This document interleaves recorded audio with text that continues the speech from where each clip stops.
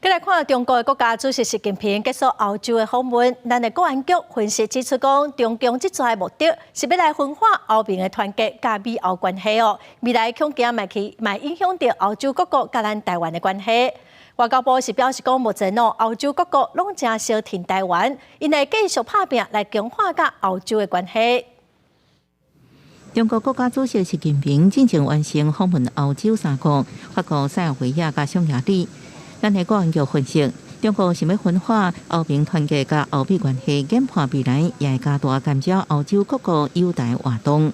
盼修补与欧关系能重视在陆经贸利益以及美国大选增加美欧关系变数。外交部也认为，习近平未来会继续访问欧洲，或者是邀请欧洲元首访问中国。互立会观测，台湾甲欧洲各国关系是不是有可能有变化？法国也一再重申，对台湾海峡的安全跟稳定是非常重要的。经贸的议题的安全的问题，他们做一个很聪明的一个区隔。我们会持续的全世界的理念相近的国家，以台湾的优势跟他们加强关系。这几年甲咱加强交流的立陶宛，多是总统大选期间，有希望连任的总统老塞达所提出，应该将驻立陶宛台湾代表处改名做台北，来稳定立陶宛甲中国的关系。不过外交部指出，提出这议题应该是选举策略，而且老塞达伫投票了后已经改喙。